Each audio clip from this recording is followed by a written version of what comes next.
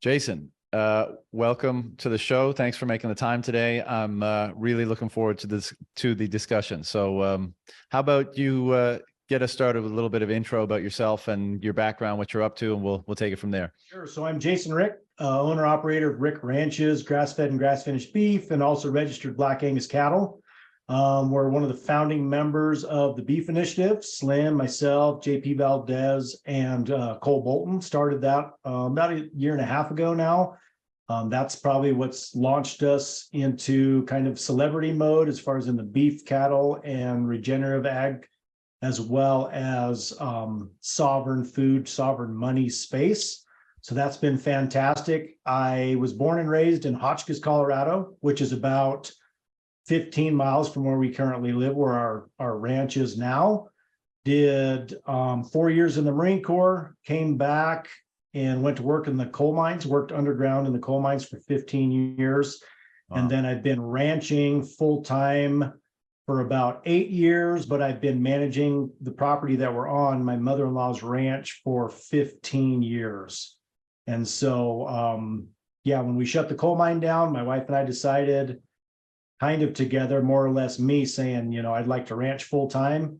And we've been selling direct to consumer for pretty much all 8 of those years that I've been ranching full time. Wow. Well, it's hard to pick a place to start with that kind of a background. Maybe just to fill out the background, I know Bitcoin, like, when did Bitcoin enter the picture for you, and how has that influenced things, if at all? Right. So one of my wife's cousins, her husband works in the Bay Area financial, and he actually orange pilled me 2017. It's when he first told me, it's like, do you know anything about Bitcoin? I'm doing a deep dive in it. One of the companies we work with is looking at investing in it and in some of its infrastructure. And so at that time, I kind of just pass it off as, you know, Harry Potter money, you know, magic money. But then that started me down the rabbit hole. And so I started reading and researching, and the interesting thing and similarity between cattle ranching and Bitcoin is we're very independent. We're all about self-sovereignty, and we have these very similar goals and ideals. And so that was the thing that really made me take a deeper dive and a deeper look into it. And that was about, so it was about 2019 when I bought my first exposure to Bitcoin, which was through my 401k or my IRA, and I bought some grayscale stock. And at that time it was going berserk. And so I bought a little more, and then I thought, you know what, I need to take it to the next step and buy some and hold it myself. And so I bought a little bit, and at that time is when I started accepting Bitcoin for beef, which for me has been the best way for me to acquire more Bitcoin, because not only does it cater to a certain kind of clientele, which we support each other with our goals and ideals, but it also allows me to have that peer-to-peer transaction, you know, so you're completely independent of the system. And so we've been accepting Bitcoin for beef since 2019, you know, and I don't know, I would say probably 10% of my customers pay in Bitcoin. Wow. It's interesting that a lot of the hardcore Bitcoiners will still pay in fiat in lieu of transacting in Bitcoin. But more and more of them are transacting in Bitcoin. And that's partly because I'm ribbing them and just completely give them a hard time about, like, you preach this circular economy and adoption and hyper Bitcoinization. It's time to put your money where your mouth is. And that's really how we ran our business. You know, our goal is to build soil health and soil fertility. And we just happen to use cattle as a land tool to help us reach those goals. And so much like Bitcoin, as far as sovereign independence, completely, you know, unalienable, unregulable, it's one of those things where it's better than what everything else that I see around. And I'm really banking on it being our lifeboat with what we're looking at as far as the financial crisis. Yeah. what is the reason that some of the Bitcoiners that continue to pay in fiat give you for not using Bitcoin? Because they don't want to spend any Bitcoin, you know, and I But tell is that them because of tax considerations, or they don't, you know, because the whole, if you have excess fiat, that could just as easily be Bitcoin. So the whole like, well, I don't want it to affect my stack doesn't make that much sense, right? Because you just, you're up, it's the same, right? You either that fiat is beef or it's Bitcoin, you know, so is it a tax consideration oftentimes? no, and that's the interesting thing with a peer-to-peer transaction is it's there doesn't have tax implications, and people using Strike, you know what I mean? And I wouldn't have tax implications unless I rolled it over into fiat. And so one of those things is I just continue to stack and put it in cold storage, you know, as my rainy day fund. And then things that I know that I enjoy that I can buy with Bitcoin that I choose to spend and buy in Bitcoin whenever the opportunity arises. So I don't think it's that. I think, honestly, I think there's just a lot of LARPing. You know, that's one thing that I found, because for ranchers or even just rural folks, we put our money where our mouth is. We prove through actions who we actually are and what we actually stand for. And what I found is there aren't a lot, but there's more than I ever realized, people who just talk the talk and don't walk the walk in the Bitcoin space. And I've never been known to candy coat my conversation. And so oftentimes I'll just call them out. I'm like, well, let's talk about it. Why are you so strong into Bitcoin? And why do you share all of this stuff on social media? When the reality is, it's just gives you something to talk about. Because if you can't transact with me in Bitcoin, someone who is a Bitcoin maximalist, or I mean, whatever, you know, the title is, because that's really who I am. And that's what I believe in. The only way that you're going to get a mass adoption is if you expose as many people to it as you can. You know, you convince your retailers and your coffee shops and all of those things, like, here are the benefits of it. Even if it's only 5% of sales, it gives you an opportunity to attract more customers who would rather transact in Bitcoin than in fiat. So, yeah, I absolutely relish the opportunity to spend Bitcoin. And that's a relatively new phenomenon for me, because I was, ever since I, you know, became interested in it in, I think 2014 or 15, like, you know, HODL was what you do. And there wasn't as many opportunities to spend it, you know, back then and all that stuff. But on my, I think, second trip to El Salvador, there was many opportunities to spend it. And I got addicted to spending Bitcoin, because it just, I know this sounds super weird to non-Bitcoiners, but it changed how I felt about the transaction. You know, like, I felt that I was giving something away that I cherished. And as a result, you know, I was respecting or dignifying or valuing what I was getting in return that much more, because it was so, like, the value of what I was giving away was so much more like pronounced or salient, or I was conscious of it.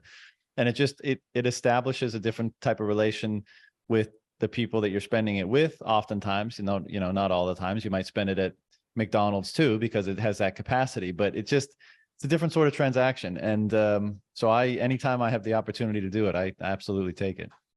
well, and that's why we do a lot of bartering, because spending Bitcoin or transacting in Bitcoin is very similar to bartering, right? Because fiat is simply exchanging time for money, right? That's all it is. It is the value of exchanging time for money.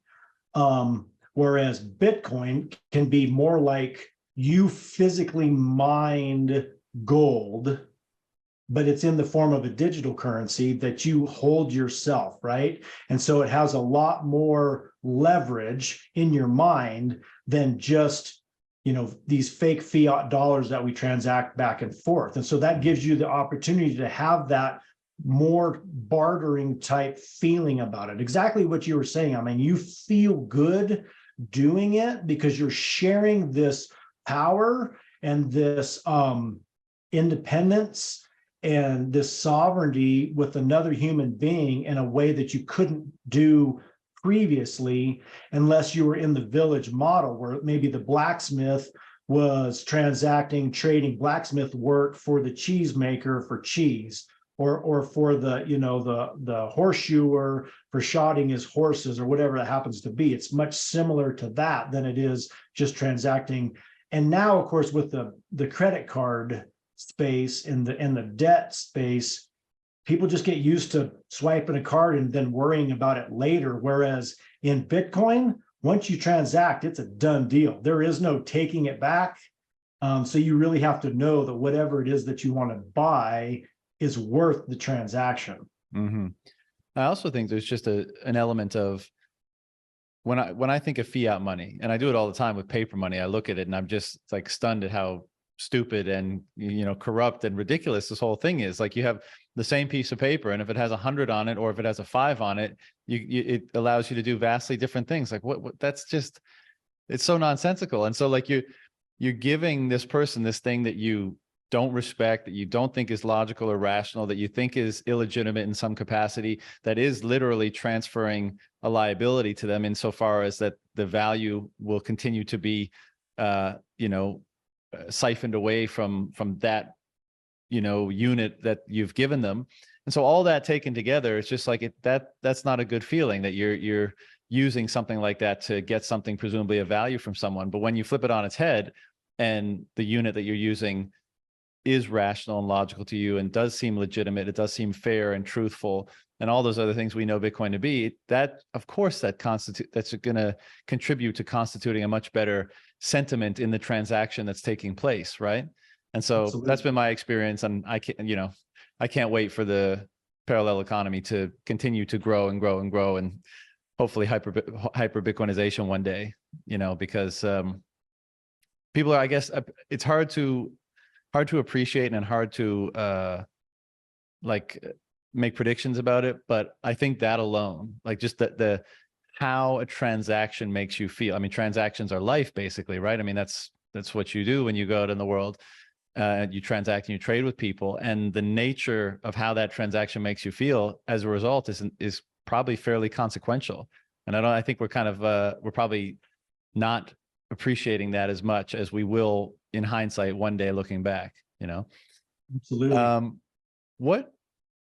This one of the questions I often ask people is kind of what underlying philosophical or principles or values were stewing beneath the surface to allow for the various connecting of dots that ultimately led to Bitcoin. You said you spent 4 years in the Marine Corps, and then you went on to coal mining. I'd love to dig into a couple elements of both, but just like were you critical of, broadly speaking, the system before? Did you think, freedom was in short supply? Were these sorts of things, were you thinking about them back then, or was there a time when your thinking kind of shifted and that's what ultimately allowed you to be kind of open to an idea like Bitcoin, or seeing the value in something like Bitcoin? Well, and I mean, my mom can attest to this. From the time that I could crawl, if someone told me that I couldn't do something, like, oh, as a physical limitation or whatever, if you can't do that, they would always be challenge accepted.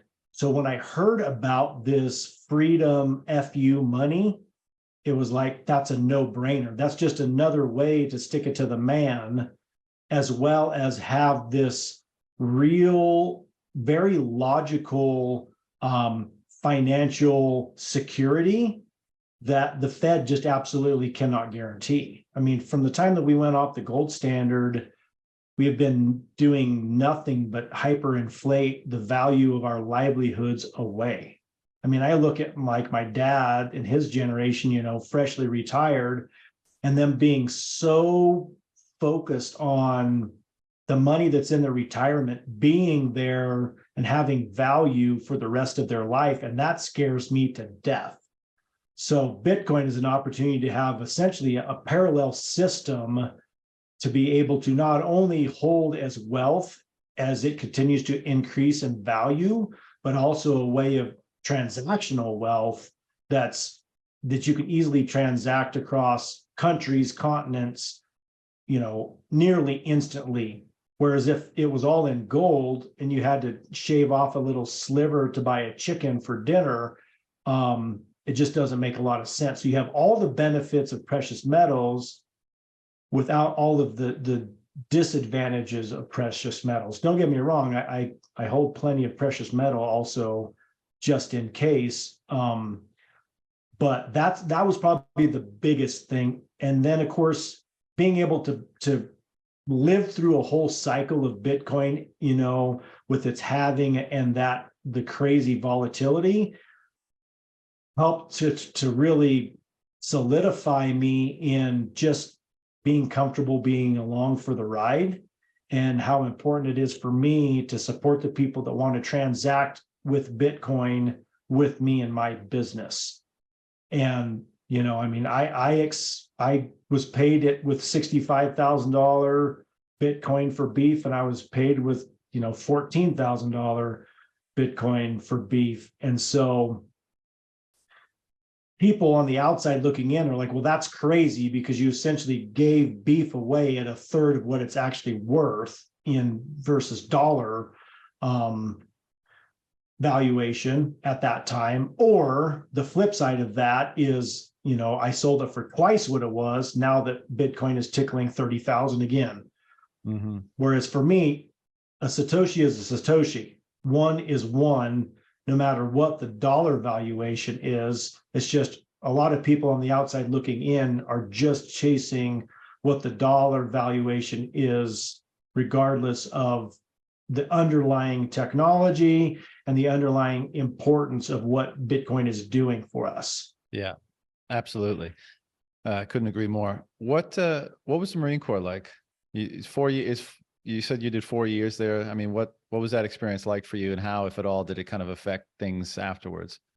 Well, so the reason I joined the Marine Corps was because I wanted to go to college, and they offered me the most money for GI Bill and the most money for the Marine Corps College Fund, because I was not going to pay student loans no matter what. And so I joined the Marine Corps mainly for that. And of course, my idea was, if I was going to join the military, I might as well join the badass branch anyways. Because, the title of Marine is unlike any other service. Every other service was, I was in the Army, or I was in the Air Force, or I was in the Navy. Whereas, the Marines are like, I am a Marine. I am a former Marine. So it was great. Honestly, I mean, there were a lot of young people that weren't prepared for the mental stress of boot camp and some of the schoolings that we did. But for me, I had family members that were military, and I had a pretty good idea what I was going to be expecting. So I was mentally prepared for it. Plus, I mean, I was a high school wrestler, and so as far as pushing yourself physically and mentally past the point of where you think you could go, I was used to it already. Mm-hmm. I ended up getting an MOS in aviation. So I was an aviation ground support equipment electrician, which means we worked on all of the equipment that you use on an airfield to support helicopters and fixed wing aircraft. So generators, air conditioners, ventilation fans. And then when I picked up corporal, they sent me back to school to get certified in hydraulics and cryogenics. So the training was phenomenal. I graduated top of my class A school, top of my class C school. So I got to choose where I wanted to be stationed. And because I was from Colorado, I wanted to be on the West Coast. Well, I thought that the only base I could be stationed on was Miramar and San Diego. But I didn't realize is there's a small detachment in the middle of the Mojave Desert in 29 Palms. So that's actually where I spent the 2.5 years of my active duty after school, was stationed in the middle of the Mojave Desert, 29 Palms. So sandstorms, desert, and our work center was a giant tent. So trying to work on avionics gear in the sand was challenging, but it also gave me a lot of resiliency, which allowed me to really rise to the top, as a young work center supervisor, as well as a collateral duty inspector, where I would inspect other Marines' work to make sure that it was safe to go out on the flight line. So it was good for that. My high school sweetheart and I got married. I wore my dress blues to our wedding, which was, awesome. There's nothing like dress blues to really dress up some photographs, wedding photographs. Right. And then my daughter was born in the Navy hospital there in 29 Palms. And so my daughter's a Navy brat, or I mean, a Marine Corps brat. And she just graduated from college 2 weekends ago with a bachelor's degree in nursing. And right out of school has 5 job offers. So, I mean, she's done very well for herself. She's a hard worker, you know, and of course she learned that from my wife and I, and because it's never say die, never give up, you know, and deny all, demand proof, and when in doubt, kill them all and let God sort them out. So take no prisoners. So how does one leave the Marine Corps? Like they don't have, or I should ask you rather, like what was your process of going from that to being a coal miner? Because they don't seem related on the surface. So Totally not. Like? My dad is a retired underground coal miner. He worked 41 years underground. And so I grew up as a coal miner's kid, kind of with the idea that I didn't necessarily want to be a coal miner. The money is fantastic, but the exposure is pretty epic. It's definitely, you know, in the top 10 most dangerous, deadliest jobs in this country. And so I didn't necessarily want to go into coal mining, but I wanted to move back home. I mean, the mountains of Colorado are amazing. They were really calling me back home. And now that I had a daughter, after having struggled on military wages, you know, and with all of the training that I had, I came back and went to work in the coal mines. And I worked at a different coal mine from my dad. And that was mainly because there's no way that I could follow in his footsteps.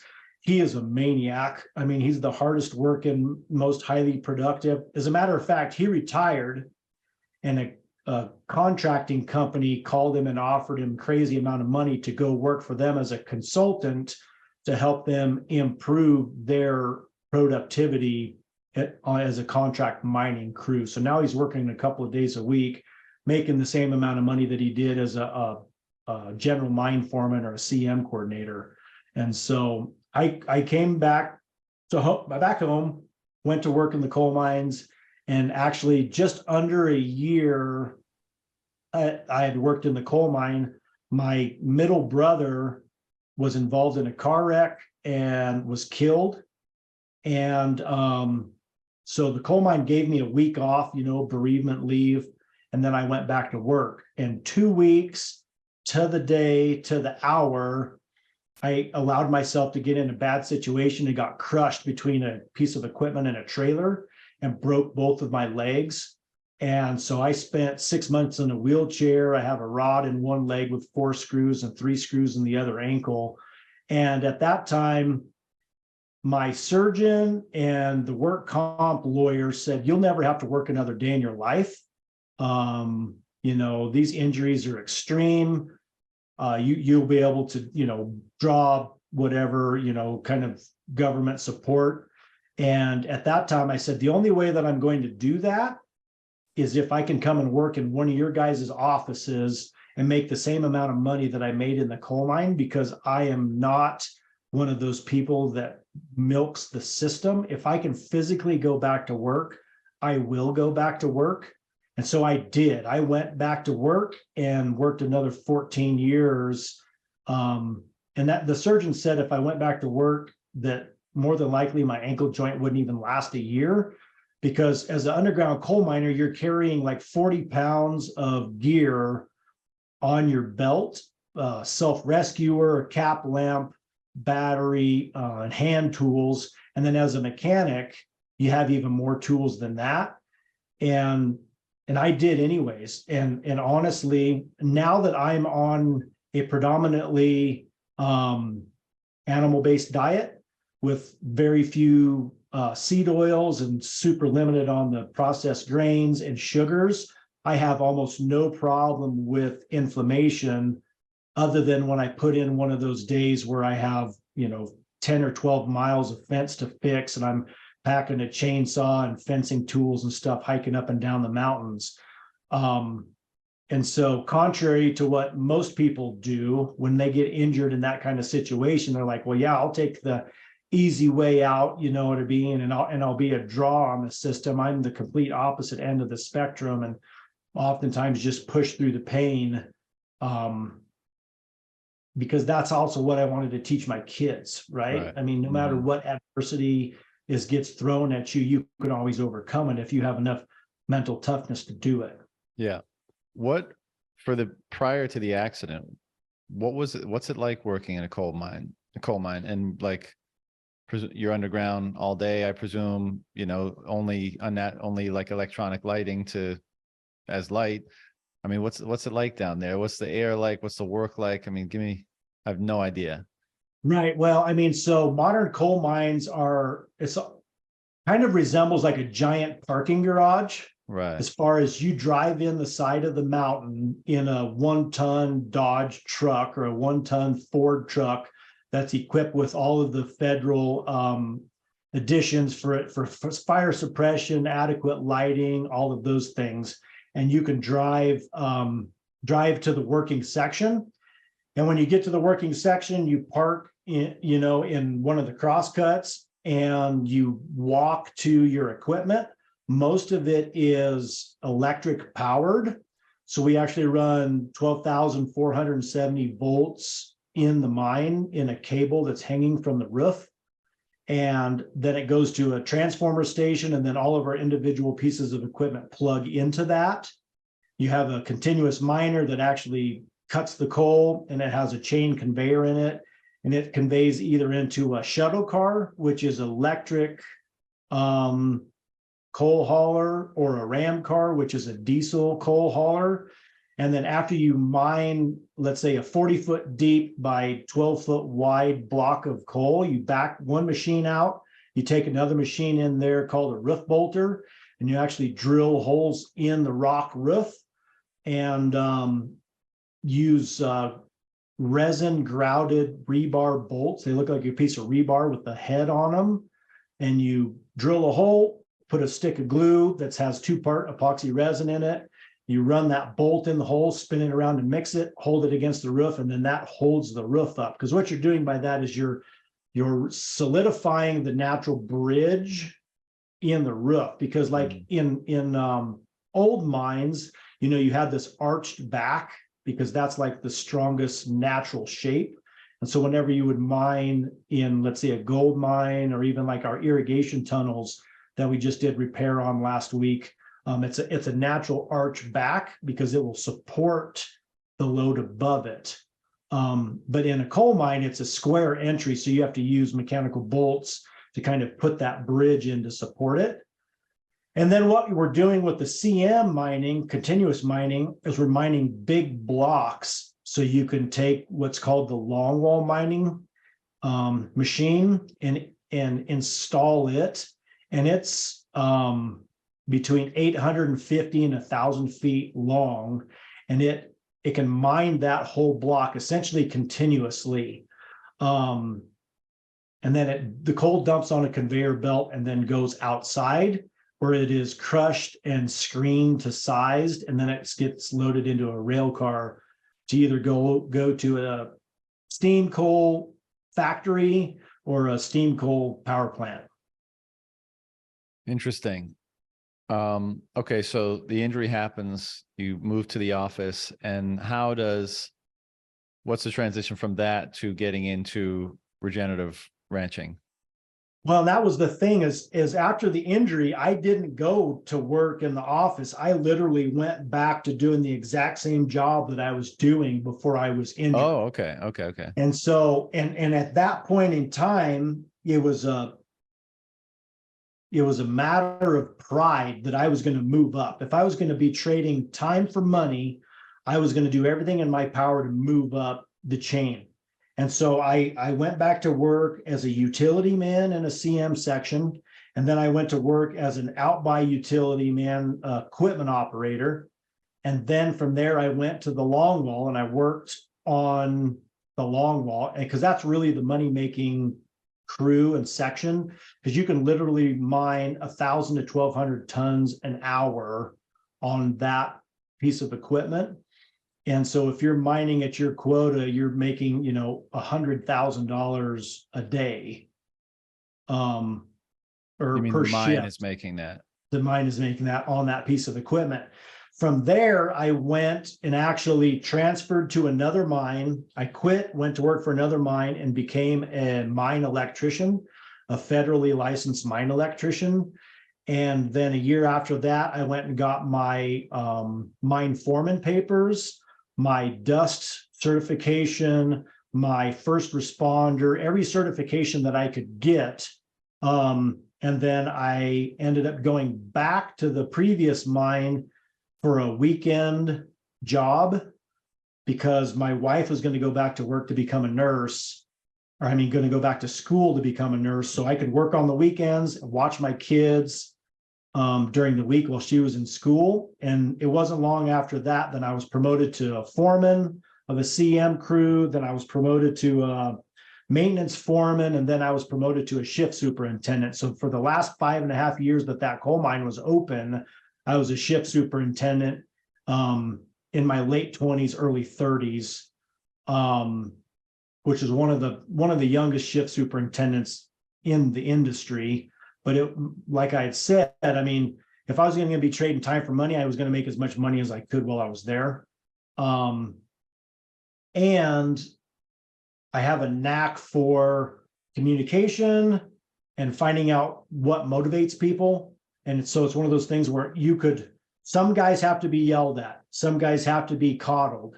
Some guys just have to be told, you do a good job. And some guys, no matter what you do, they only have one speed, and that's the most you're ever going to get out of them. So put them at a job that they can be successful at that speed. And so oftentimes I would inherit all of the problem children that the other foremen or shifts couldn't deal with, because their bosses were a lot of old timers that they were raised that the only way that you get respect is out of fear. So you're constantly yelling at your guys, and belittling them and all of that stuff. Well, the younger generation absolutely don't respond to that. And so I would get these, young guys that were studs. They just had been treated bad. So you treat them good and you find out what they want to do, and and you help them get there. So then we were setting records on footage and tonnage and safety records and all of those things. And we could work together in a way, and those guys trusted me enough that there's a handful of them that I could call them today and say, I have a body I need to get rid of. They would come and help me. That's because it's very similar to the military. Because you are relying on the guy to your left and your right to do their job right, to make sure that you're going to be safe. Because we dealt with water inundation, we dealt with methane gas, we dealt with coal dust. Coal is flammable and coal dust is explosive. And so if you're not doing your job correctly, you can blow the mine up and kill everyone that's in it. And so it's super important that everybody is on the same page and communicating, looking out for one another, much like the military. Yeah, I bet. So how did that lead into the regenerative ranching stuff, leaving the coal industry and moving into farming, basically? Right. So, I married my high school sweetheart, and her folks had a cattle ranch, and I helped out on the ranch when I was in high school. I was the free labor gung-ho trying to impress my hopefully future mother-in-law and father-in-law at the time. And so when my wife and I graduated high school, they sold all of the cows, and they'd been leasing this place out to other conventional cattlemen. And it had been getting more and more and more degraded every year. And finally, I approached them and said, can I lease the place? I offered them more for the lease than the previous lessee had offered them or been paying them. Just give me a chance. And of course, they were totally against it because they had never made money. And it was always really a subject of contention between my mother-in-law and father-in-law. They were city slickers that bought the ranch to get away from LA. And so they were here more or less just to get away and get fresh air. And they had been educated as far as how to manage it by the local land grant university extension, just to do conventionally and spread synthetic fertilizer and continuously graze and just what's got us in the situation we are kind of in agriculture across this country. And me with my crazy ideas and just wanting to do it differently, they're like, oh my gosh, you'll have no support from the community. We don't think it'll work. You're going to put all this time into it just to fail. I convinced them to let me do it anyway. So for the first few years, it was more or less just replanting, repairing all the irrigation infrastructure, and just really kind of getting a feel for the potential. And so then I started making hay and selling hay off of it. And every once in a while, you'd have a crop of hay get rained on, and then you couldn't hardly give it away. So that's when we decided to buy some cattle. So we would have cattle to feed that damaged or less quality hay to. And so I spent a whole year researching breed associations and marketability, and I settled on Black Angus cattle. So we started buying registered Black Angus cows, and I learned how to do artificial insemination. And so we could breed our own cows, raise our own bulls, and we started selling registered Angus bulls. And one of those bulls didn't have the numbers, since they're all registered, you have all of these EPDs, expected progeny differences, like 20 some different traits that they measure, and you get a number. It didn't have the traits, necessary to be marketable as a bull. So we castrated it, fed it, and ate it, butchered it, ate it ourselves, shared it with friends and family. And they were like, this is the best beef we've ever had. How can we get some of that beef ourselves? So that kind of started us down the path of selling direct to consumer. So the next year, I think we did 3, and then 7, and then 12, and then last year we did 27, and then this year we actually have 40 beeves that we're feeding, that are out on pasture, that we're feeding to butcher and sell direct to consumer. Wow. You mentioned a few minutes ago that part of, well, I think you framed it, you said it this way, we want to regenerate the land and the soil, and beef, cattle just happens to be the most effective way of doing that. Like, where did your interest in regenerative, like ranching, doing things differently, not pursuing the same approach that, let's say, your parents-in-law did, where did that come from? Where did this sort of, I hesitate to use this term because it's very loaded these days, but this sort of environmental consciousness come from for you? Believe it or not, it came from my grandfather. So when I was a kid, when I was big enough to be able to spend time with my grandpa Albert Martinez and my grandma Virginia on their small farm, listening to what he talked about how he farmed and how his father farmed and how his grandfather farmed. They farmed before synthetic fertilizer. They farmed before antibiotics for cattle. They farmed before vaccinations for animals. You had to manage your land and your animals according to your goals. And he would say, mijito, you have to pay attention to the cattle and the sheep and the grass and the land and the dirt. It tells you what you need to do. It tells you if you have too many of these kinds of weeds, you need to do this. If your cattle look like this and your goats and your sheep look like this is what you do. If your pigs, have worms, you need to take your dishwater from washing dishes and pour that in their feed trough so they drink the soap, because that'll help clear out their worms, and just so many things that have been lost because of course, the Carter era,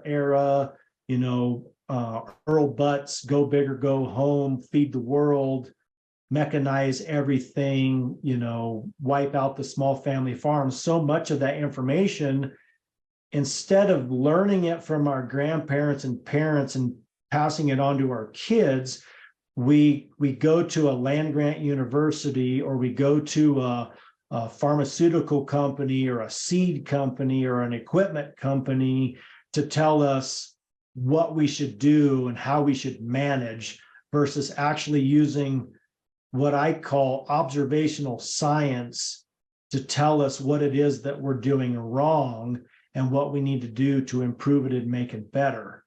And And so I attribute so much of it to my grandfather.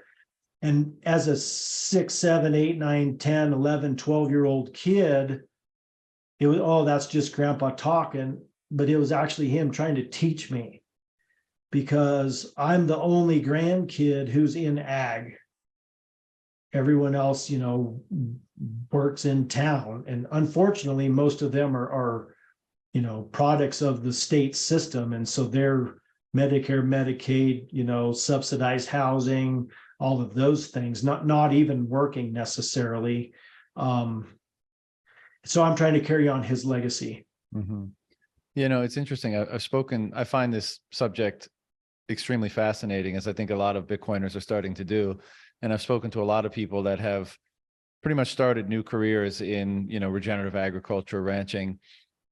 And I often ask, they often tell me, that some of them work in obviously areas where there's a lot of ranching going on, and they're doing things differently than their neighbors. And so their neighbors are kind of like, well, like, what are you doing? And most often, at least initially, the neighbor's opinion is that, oh, it's not going to work. You have to do it, for lack of a better term, in the fiat way, right? Because you have to try to maximize yield. You got to use the fertilizers and all that stuff to maximize your, your hay yield or your grass yield, so that you can maximize your meat yield. And you got to use all the pharmaceuticals and all that kind of stuff to do it. And, all of those come with costs also, right? And then you have the Bitcoiner ranchers, let's say, who are taking a more balanced, a more natural sort of approach to things, and doing away with those things. And maybe, yes, in the short term, on one metric, which is yield, it's less, but also, what is your yield in terms of the soil health? What is your yield in terms of the actual physical health that's derived from using this form of sustenance? What is the yield in terms of the community that you garner, that you build, that you contribute to? Right. So there's all these metrics that the fiat farmers aren't really considering. And as you say, I mean, I think a lot of the detrimental developments in fiat farming are literally a result from fiat. Now, I'm sure we could spend hours talking about that, but one that is often just kind of identified is, one, you have everyone with this melting ice cube, i.e. whatever revenue, whatever income you're able to generate, it becomes a melting ice cube. And so that keeps you on that hamster wheel of having to focus on that one particular metric of yield, because you need to, because somehow your purchasing power is being siphoned away. And then by virtue of being in that system, you see all this consolidation, because the bigger operation you are, the more access to capital you have, you can scoop up, these smaller operations that may have been doing things differently, put everything under the same operational umbrella in terms of like how you go about doing things. Just drive the ecosystem as hard as you can to maximize yield, and use, whatever financing is available to you to cover up the pitfalls wherever they may be. And then you get your Tysons and your Monsantos and your Archer Daniels and these of the world, because that's the fiat, that's the result of the fiat system in relation to agriculture and food, let's say. And then what's interesting with Bitcoin is you basically flip that on its head, and you establish a more natural, you kind of reintroduce the natural order of things to farming, to the act of farming, to the individuals, the health that results from the proceeds of that farming, the community, et cetera, et cetera. And it's so evident that it's a superior approach on pretty much every metric. And again, we could probably spend a long time talking about what those metrics might be, but what has been your experience in doing things differently? I'm sure people have taken note. What's that been like for you?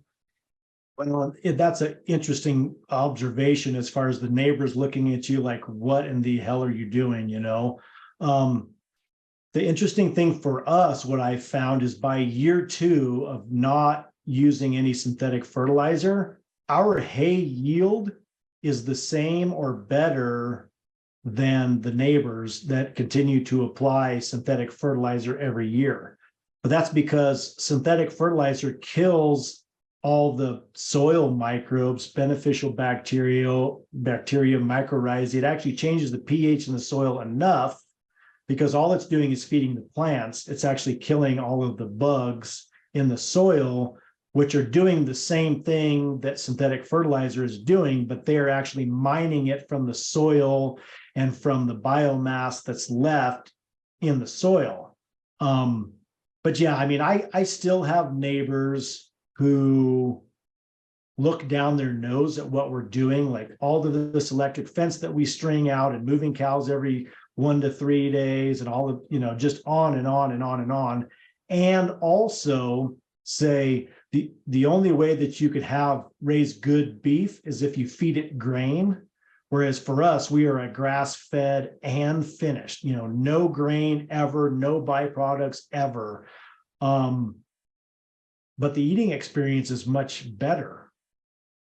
So why do they think these things? Why do they think they need the fertilizer? Why do they think they need to use grain? Like, is this just... Well, you have the biggest national beef organization, the National Cattlemen's Beef Association, which when the Beef Association combined with the Cattlemen's Association, all of the power went to the packers, and so they've been dictating a lot of that policy, but their educational stuff and the studies that they've funded says the only way that you can have a good eating experience is by feeding cattle byproducts and or grain.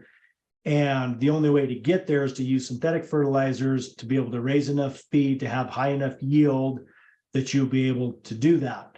The other thing too is people can get subsidies or paybacks on their commodity crops. They can buy insurance that's subsidized through the USDA. Whereas for me, just raising forage, just raising grass, there aren't any programs for that as far as subsidies or insurance. They just started one for straight alfalfa. So the alfalfa farmers that, would have poor yields, you can buy insurance on that. The other thing too is there isn't any insurance through the USDA specifically for cattle loss, just across the board. So your management practices need to be as such to where you keep your herd health up. And because we are no antibiotics, no hormones, and this year we're actually doing no vaccinations at all. So our calves, when we branded, got no vaccinations. And you should have seen the look on the faces of some of my friends when I told them that we didn't vaccinate. They couldn't imagine it. They are talking like, well, what happened when all of your calves die because they get sick? And I tell them, well, what that means is our practices have to be as such that we don't allow them to get sick. Like we will never graze pastures so short that they're ingesting their own poop and pee and dirt, because a lot of the bugs live in the dirt that causes problems. And we can't leave them on a place long enough that they're going to be taking second and third bites on the same grass. We want to keep them moving to where they're grazing on the top sides of the plants and not on the bottom sides of the plants. And also we want to make sure that we are moving rapidly enough that we keep it mowed short enough that they're not getting scratches in their eyes from tall grass and seed heads. So we don't have to worry about pink eye and the flies that come with it. So it makes us very accountable to our practices, which we're doing anyways. So we shouldn't have any problems.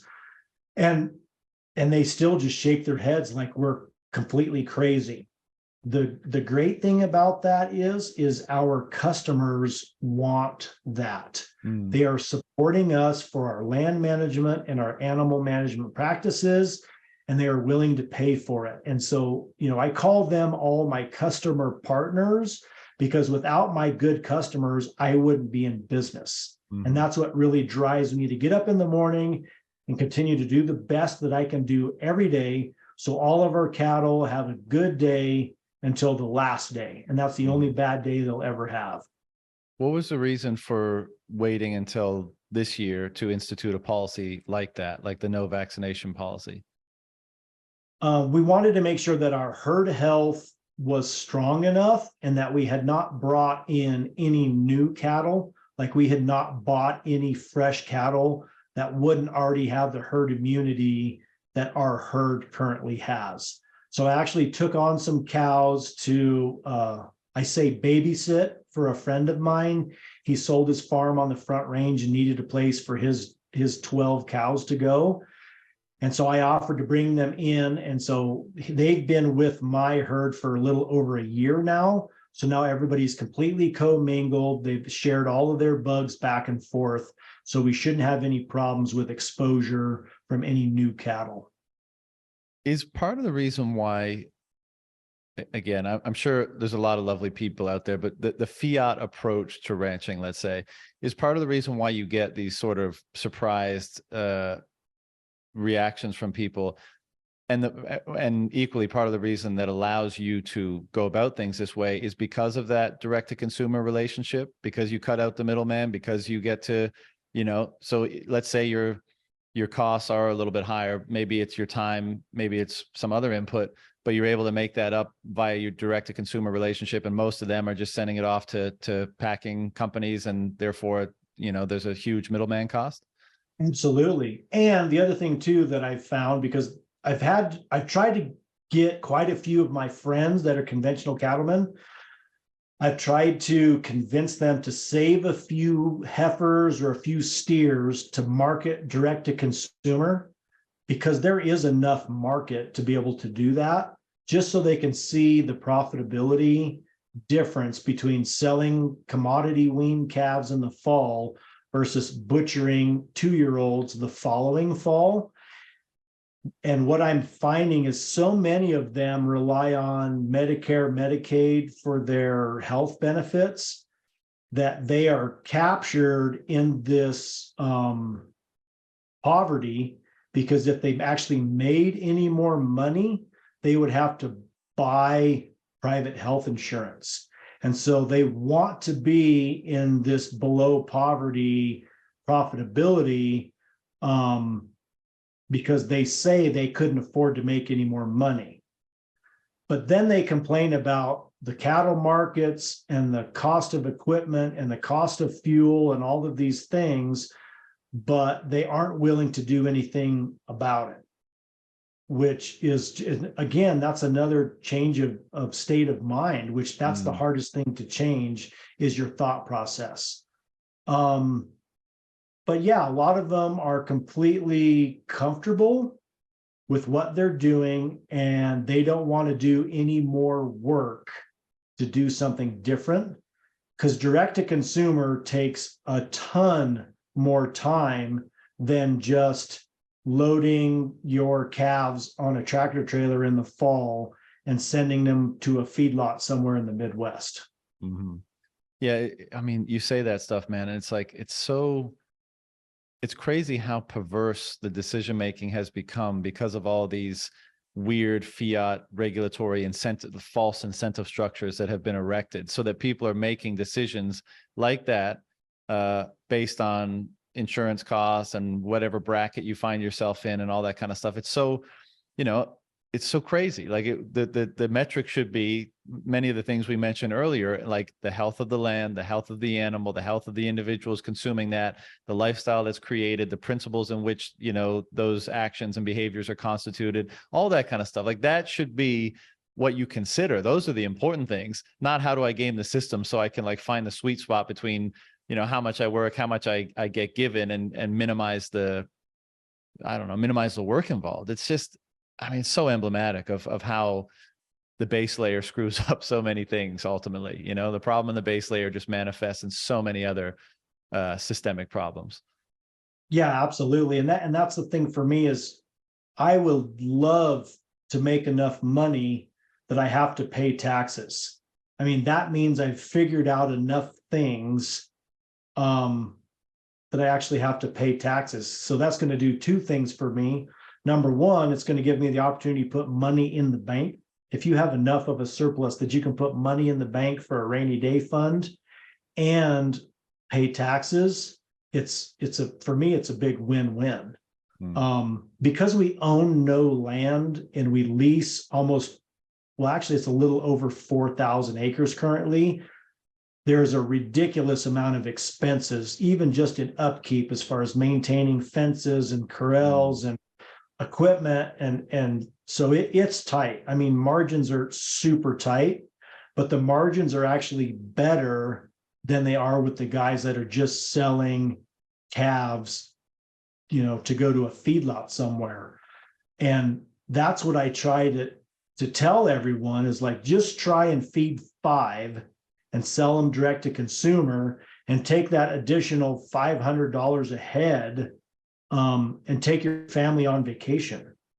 If finances are so tight that you can't even get away, here's an opportunity for you to market 5 calves and take that $2,500 additional income and take your family on a vacation. I mean, because your kids are only kids for so long, you know what I mean? And you, that's the one thing you can't make more of is time.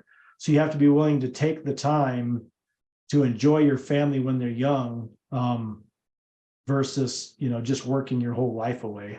Yeah. As so many Bitcoiners, I think, come to appreciate once they spend enough time thinking about all this stuff, is just how consequential one's values and principles are. And of course, it's been my observation that the more time people spend in Bitcoin, the more they think about those values and the more they kind of get rearranged or reordered.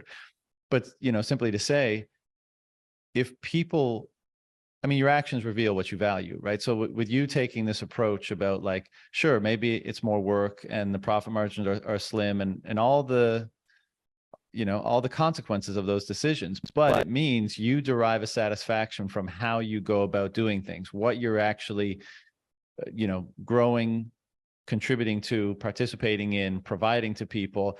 And that satisfaction as, a return, let's say, as a type of yield, for most people doesn't seem to be part of the equation, right? The yield is purely dollars and cents, bank account zeros, that's it. And whatever optimizes that is like in their own mind, good, regardless of values and principles and other, downstream consequences and all that kind of stuff. And what I really love about this space, and, there's obvious exceptions, but as a general rule, it seems to be, from my observations, is that this crowd of people, the Bitcoiners, are valuing values and principles more than your average person. And as a result, they're acting in accord with them. And when they do so, and the returns that accrue as a result, that is a type of yield that factors into the worthwhileness of doing any given thing.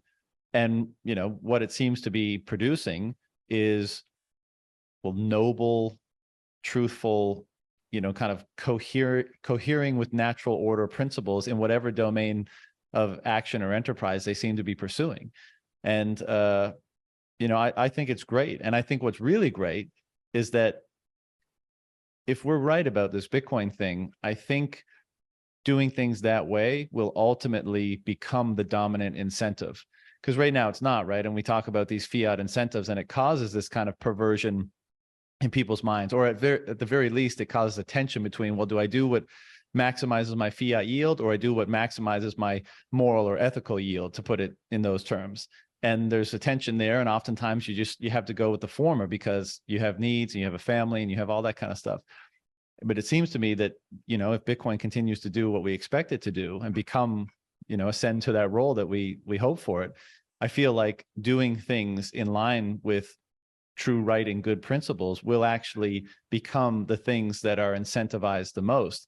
And then you get the best of both worlds. Then you get prosperity, comfort, optionality, convenience with a moral and ethical and principled and value-based grounding and orientation. And, what would be the outcome of that? I mean, we can only, speculate, hope, and enthusiastically anticipate, Well, and that's the thing for me. Everything that I do is based on the soil, right? And so a lot of times it takes more time.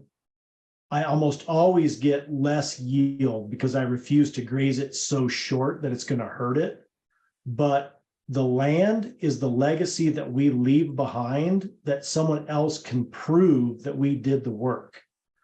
The amount of money in our bank account, once you're gone, matters nothing to no one.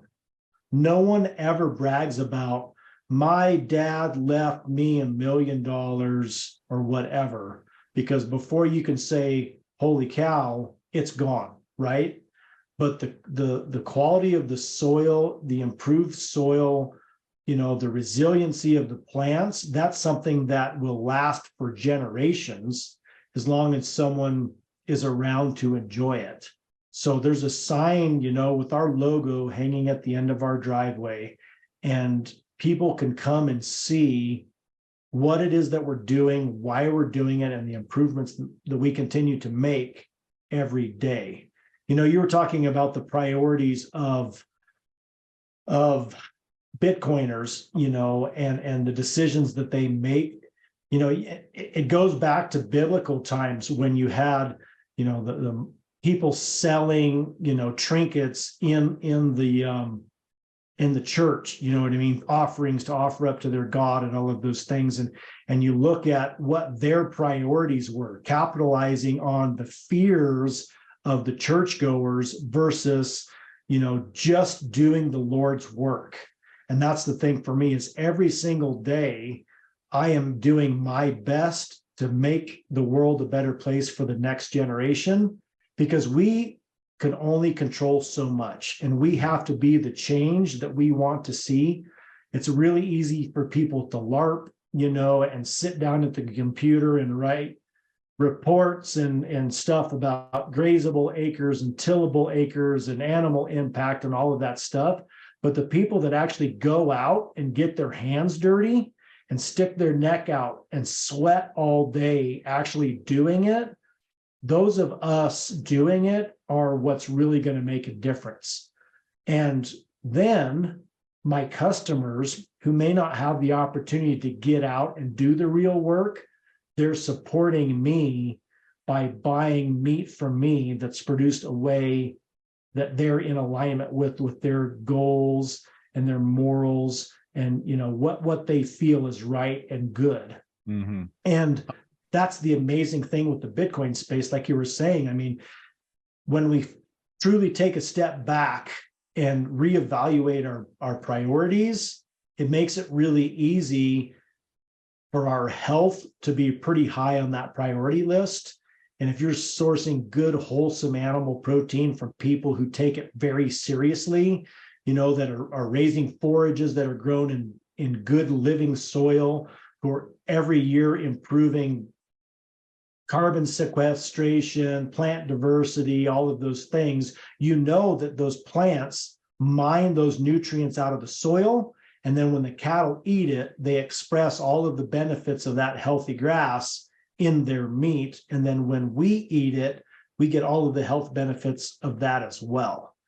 And I spend some time talking to people and maybe cooling their jets on what their goals are. And that's because I speak from my heart and from what I know, the realities of what I know. And I know that there are very few people that have, number one, either deep enough pockets, or number two, have a strong enough backbone to literally be on the verge of financial ruin to see their regenerative farming and ranching goals to fruition. Mm-hmm. Typically in this space, because where we are, we have this drought cycle that happens about every 5 years. And so you'll have a new landowner come in with big ideas, spend all of their cash reserves fixing fence, building a big fancy barn and building big fancy pens and corrals, spend all their money buying, a bunch of cows. And then by the time the next drought cycle comes around, they can't raise enough hay to feed their cattle. And then they don't have enough calves because they had to sell cows to service their debt. And so then they lose the whole thing, either back to the bank or to whomever the landowner was that owner carried it for them. In my 44 years of life, in about 30 years of involvement in the neighborhood, as far as farming and ranching, it has happened countless amounts of times. Whereas for us, it's completely bootstrapped. This is a cash and carry operation. There is no venture capital. There's no family money.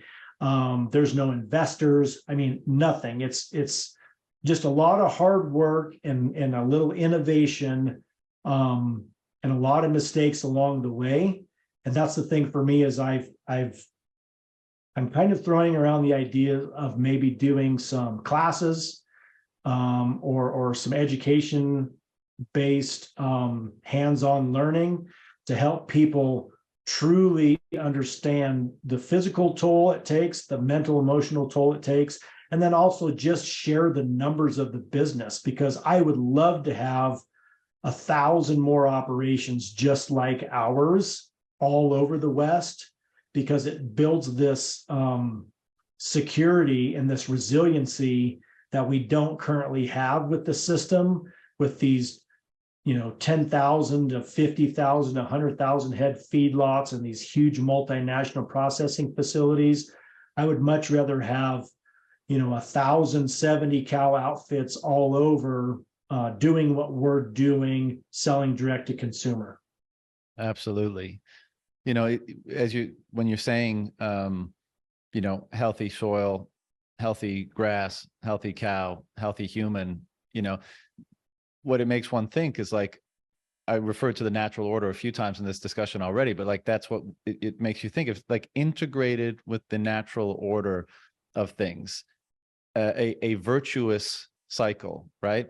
Versus, again, the fiat system would almost, if it's not the complete opposite of that, it would seem to,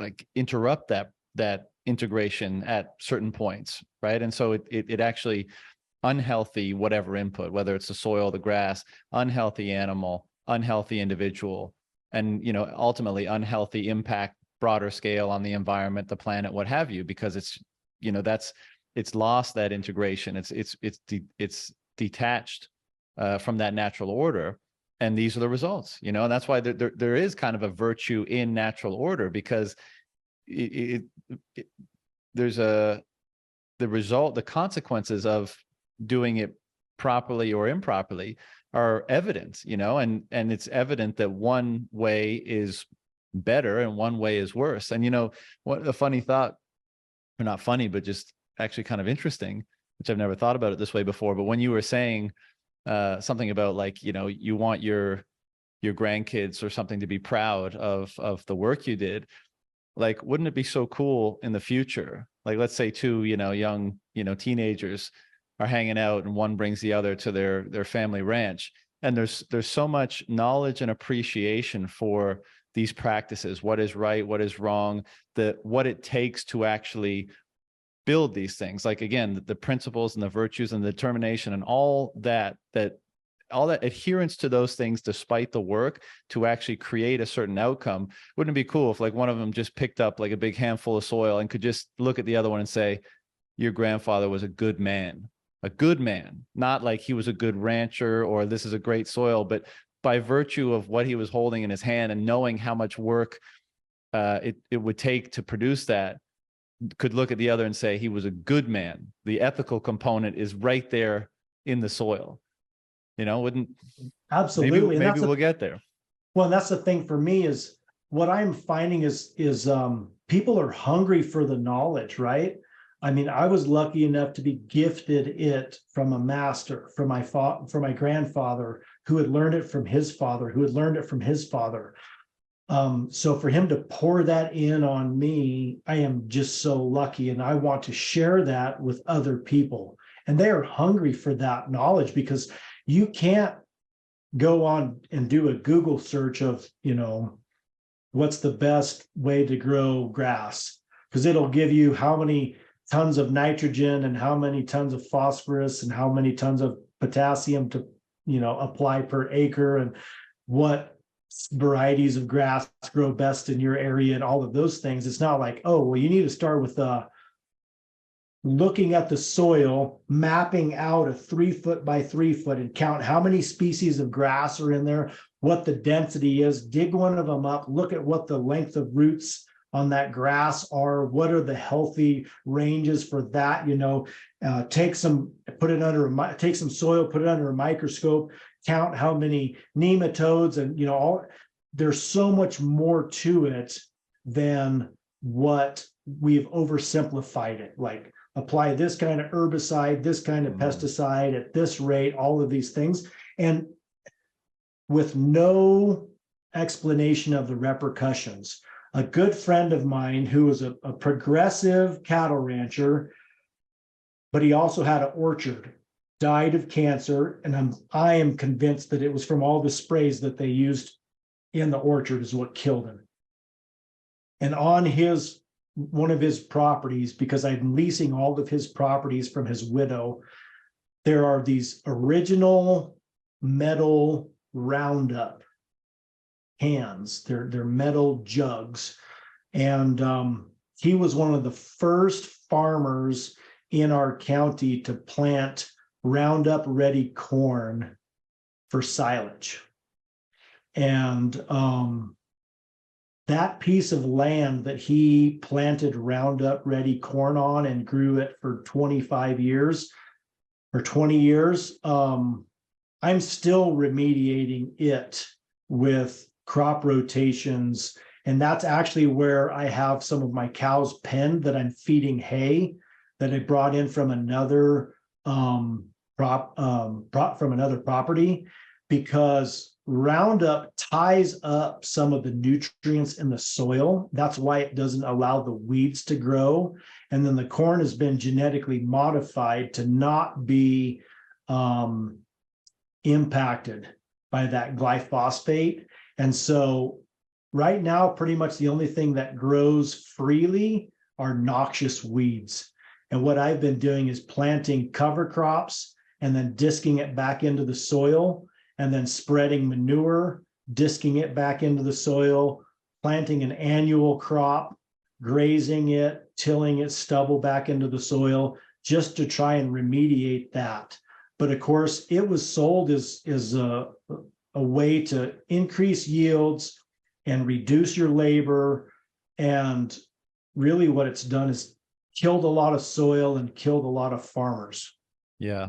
You know, at some point in the future, I mean, many do now, of course, but even more in the future, we're going to look back and just see the obvious folly of pursuing these approaches, you know. And in a case like this, and so many cases, it doesn't, not just farming, but of course, you know, medicine and pharmaceuticals and finance and everything, the folly of identifying one particular metric and attempting to optimize for that, you know, kind of regardless of the cost, and just seeing all the detrimental effects of doing that. Even now, there's so many examples of doing that, identifying one thing amongst a complex system, which is already a stupid thing to do, but then developing a solution that only addresses that without considering the rest of the system.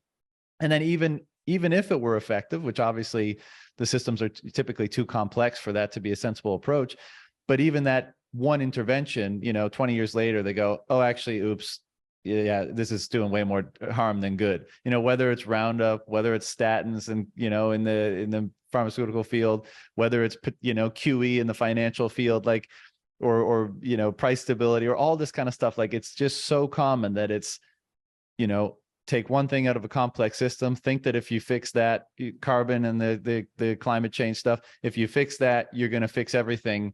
And what do you know? That was a way too simplistic analysis in the first place. And your intervention actually made a bunch of stuff way worse, when you could have taken a more, you know, sensible, broader, more naturally aligned approach from the first place, you know.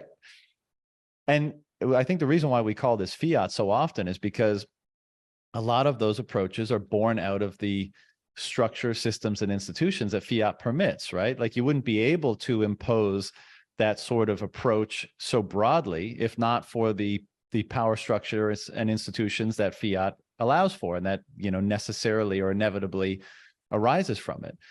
And so, you know, I keep coming back to this idea of integration, because it really seems like that's what it is. And I think that Bitcoin is going to be that kind of initial catalyst for, you know, bringing us back to a more integrated and more natural order state. And I noticed on your website that I think part of your approach is so-called biodiversity, or biodiverse farming. And I'd love to ask you a bit about that, because I find it, one of the things that intrigues me about what you do is not only like the physical aspect of it, how much proof of work basically there is in doing that, but also in how much you're probably, how much more closely you come to observing the natural systems that you're out in. Like when you're out in the field with the animals and the plants and all that kind of stuff, 10, 12, 14, whatever hours a day, you're going to notice a lot more than the office worker who, goes home at 5 p.m. and watches Netflix. And you're going to see the influence of the water and the animals and the soil and the poop and the grazing.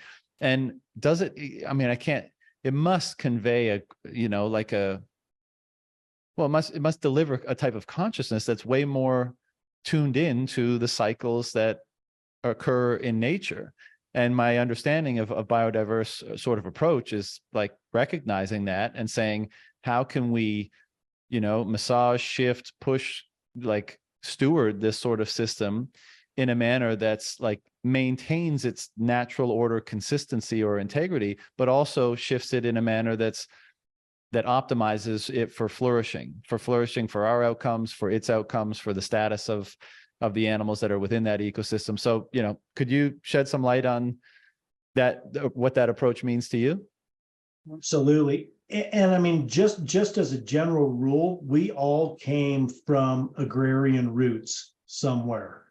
It's not that far back, 1, 2, 3 generations, that we too had this innate nature of understanding what danger was, what felt good, what smelled good, whatever that happened to be. We knew that because we had to know that, because if we were going to eat meat and it smelled bad, we had to know whether it smelled bad. We didn't have to look at a label that said this is bad. And so in doing what I do, I allow all of my senses to be included in everything that I do. And so everything from sound, sight, smell, touch, taste. And so what we're doing is we're allowing the natural world around us to express itself, and then we shift our management to help it have the greatest gains that it possibly can. And so that's everything from soil structure. If we have a place where there's very thin topsoil and there's massive sandstone under it, we will feed hay on top of that land. So then all of the wasted hay, the manure and the urine will build up there and essentially just very quickly build this topsoil thicker. If we have an area that is sparsely populated with plants, I will use hay that has a little bit of mature seeds in it. So it's hay that was put up a little later, and I will feed that hay on those areas. And so all of the seeds are still viable once they pass through the rumen of the cow. And so they actually poop the seeds out. So you have this handy little fertilizer packet with the seeds in it to help plant new grass. And then the other thing too that we do, I spend a lot of time, is observing the cattle, the ones that perform the best in the environment that we have them in. Those are the cattle that I want to raise bulls out of to use on our cattle. And those are the ones that I want to keep the heifers from to build our herd numbers up. And then, as well as what I've started doing with my heifers, is I only expose them to a bull for a short period of time. So the most fertile heifers will all be bred, and any of them that aren't bred will then go into our beef program. So for whatever reason, they were not cycling adequately. Maybe they had something physically or physiologically wrong with them. And so we want to cull them out of the herd, but I don't want to sell them as a commodity product. I want to keep them and capture as much of the value as I can in my beef program. And so with biodiversity, it includes everything. So we're working on building resiliency in the most diverse and yet resilient plant species, because we have a lot of pastures that have improved non-native grasses, whether it's cool season grasses, warm season grasses. And then some of our pastures are like dry land, desert, plateau type of pastures that have only native warm season grasses. And so what we'll do is we'll graze them when they're most palatable and most highly dense, and then we'll give them a long rest to allow them to go completely through their life cycle, make seed heads, and then after they've gone dormant, we'll graze them again. And that way the cows can distribute those seeds in their manure. And those are things that the deer and elk, pronghorn, bison would have done on their own. But how we do that is with fencing, a lot of electric fence. So we can manage it, with our rotations. And one of the most important things that we do is we never graze the same pasture at the same time 2 years in a row. That way it can have a different level of maturity before we go back on that pasture to graze it, which gives the opportunity for a more diverse mixture of grasses and legumes to thrive, because we're not going to be there to graze only the grasses that are coming up in the spring or only the grasses that are there available in the fall. So there's just a lot of moving parts, and some of it is, reading books and listening to podcasts and watching YouTube videos. But for me, almost all of that is very targeted at a local biosphere for wherever it is that it's produced. Whereas for us, being here in the arid West, where we have irrigated land and native land, unirrigated dry land, it doesn't really apply to us. And we're so diverse that I can't do a blanket management strategy for all of these properties. They all need some specialized management strategies. And so I'll take a lot of notes, like we were in this pasture at this time this year. And so I have a note for reference for the next year. Let's do it at a different time, or we'll start at the top and go to the bottom, or vice versa. So it takes a little bit of planning, and you make mistakes.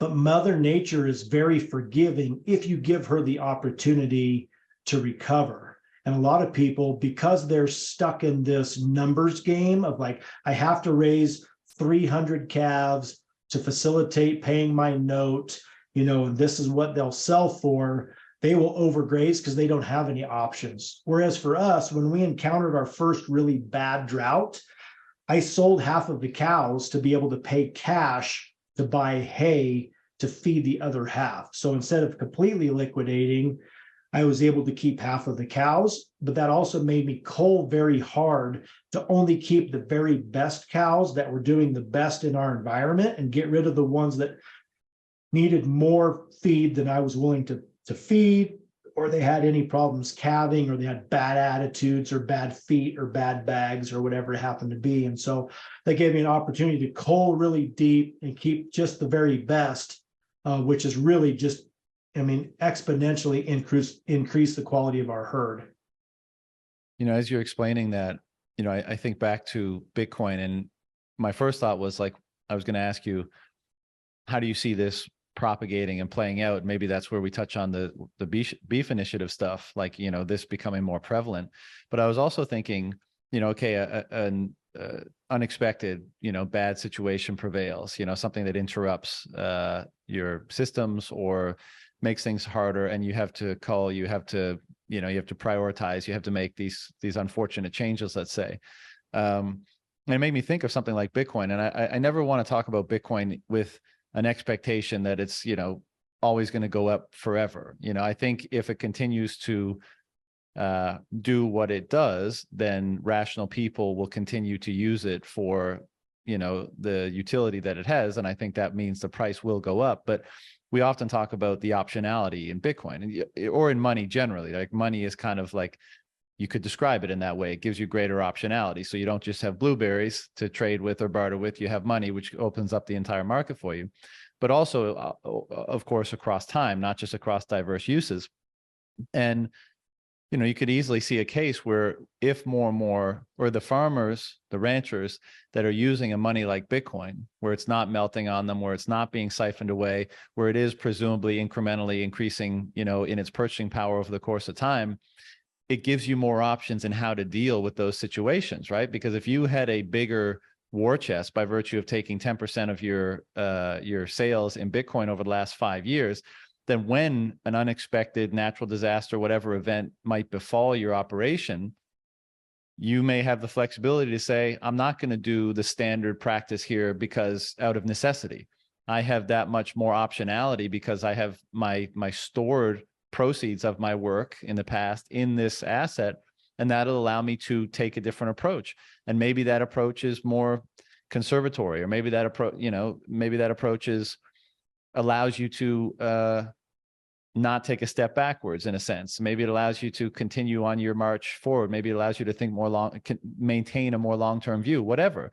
But it really, I mean, do you see that it performing that function over the course of time? Absolutely. You know, that's why I call it the life raft. You know, it's one of those things where I never want to have to sell any beef, or I mean Bitcoin, but it's always there. And no matter where, you know, USD versus Bitcoin is, you have this chunk, you know, that you can say is an investment that's value-wise is as good as gold, but as far as accessibility, it's way better. Whereas if you had a gold bar and you had to try and take it somewhere and get, you know, whatever notes or seashells or beads or whatever you're happening to be trading in, it would be much more difficult to do. And so definitely I see it that way. I mean, for me, I would love to see, you know, 200K by conference day or whatever that happens to be. But on the same token, I'm not planning on selling any Bitcoin. That's why I have, you know, fiat on the savings account, or I have cattle that are liquid enough that I could move tomorrow if I needed to in a pinch. Mm-hmm. The fantastic thing with the direct to consumer market is, I think, in lieu of selling a bunch of cows to buy hay, I would butcher a bunch of cows and offer ground beef at a great discount, and maybe even offer a bigger discount for people paying in Bitcoin, with the idea of, instead of giving all that profitability to the packers, why don't I give that value to my great customers? Mm-hmm. You know, and that's one of those things moving forward. I hope we have a fantastic irrigation year happening this year. I mean, we have the biggest snowpack that we've ever had in record. We're doing a huge canal improvement project on our irrigation canal. So it should conserve a lot of water. We should have better delivery. And so what I'm going to do is make as much hay as I can, stack it in the stack yard and tarp it, you know, as an insurance policy. But in the event that we do encounter another extreme drought year, I already have some plans and ideas of how best to weather them for everybody involved. Yeah, well, that's exactly the point, right? The greater capacity you have, or the more options, kind of saying the same thing, to weather whatever unexpected or unfortunate event, the less you're backed into a corner and have to make perhaps, you know, a decision that you might otherwise not want to make. And I would say broadly, the fiat keeps backing you into a smaller and smaller corner. And that's why people have to cut those corners, and they have to make those decisions that are ultimately not beneficial, perhaps towards ideal ends. And Bitcoin seems to be a tool where it takes you out of that corner over the course of time. And so you will be able to make better decisions and not have to, you know, make those concessions or make those trade-offs over the course of time. And, you know, of course, all the better, because that's probably going to result in broadly speaking, better outcomes. Before I ask you about the beef initiative, what's your, well, I'll set it up from my perspective. I'm an animal lover, as I know most of the ranchers I speak to are. You know, just there's no better way to put it. I love animals, pretty much all kinds, spending time with them, playing with them, all that kind of stuff. I'm also a big meat eater. I think it's the best way to sustain my health, to be as strong and capable as I want to be. And part of the way that I rationalize that, because of course animals have to die for me to sustain myself, is it's one of the reasons why it helps me imbue my life with a sense of responsibility, and that responsibility is to that animal. And as far as I'm concerned, it means I should use the gift of energy and strength and capacity that they have given me as well as I can. Now, obviously, I fuck up at that. I'm not a perfect person, all the rest of it, but it really is a conscious consideration that is ever present to me, because I view it as a sacrifice, you know, and not one that they chose to make. Obviously, it's one I made for them, and I take it seriously. But I'm just curious, you know, that's obviously the business you're in. How do you view the element of death in the work that you do? Well, you know, most of our cattle are registered cattle, so we actually give them names. And so we have literally a personal relationship with every animal. And don't get me wrong, there's some of them that have had a bad enough attitude that I was just happy to be rid of them when we hauled them to the butcher, you know, because they were always the fence jumpers and they were always the ones rubbing on you, you know, trying to get you out of the way of the hay bale or whatever that happened to be. But for us, it is honoring them, number one, because we provided them the best life that they could possibly have. They had all of their meat needs always met, you know. And so that's why I promote eating nose to tail. I mean, there are a lot of people that if they could just eat ribeyes, that's all they'd eat. And that's why I really promote, you know, buying a quarter of a beef or a half a beef and then learning to eat all of the cuts, you know, and that way we can honor those animals and utilize not only every piece of the animal, but also all the nutrients that you don't get in other cuts. I mean, a lot of those bone-in cuts and roasts and soup bones and all of those things, a lot of the collagens and all of that stuff that you wouldn't get otherwise, you're going to get all the benefits of that if you're going to be eating those soups and stews and roasts. And you notice it, you'll feel it. And so I'm always promoting, like, well, let's honor the animal by eating every part of it that we can. You know, I did a little video with Bridget McAtliff, and it actually aired on PBS. And in there, I got a little emotional talking about, I personally haul every animal to the butcher, or I load every animal in the chute when we're killing on farm. And being there and seeing the life go out of their eyes is a very intimate and very powerful experience. And I don't take that lightly at all, you know, and I want all of my customers to know that when they're eating our beef, that those animals were treated the best that they possibly could, and that they're getting the most comfortable and humane end to their life to ensure that none of the negative health effects that come from people. There's people that have wild cattle. And if you've ever eaten beef where they had to chase the cow around and around and around and load it in a trailer and haul it a long ways to the butcher, they release all of these stress hormones. The meat is gamey and it has this super tough consistency. It's because the animals were so freaked out that they're expressing all of that negative experience in their meat. Whereas our cattle get hauled and moved around enough, they honestly think they're going to another pasture, and they'll step out at the butcher and look around like, and then they'll look at me like, this isn't a fresh pasture. What the heck's going on? And they literally walk right in, and it's boom, that's it. No stress at all. And that's the way that we want it. And you can just tell that in the quality of the meat.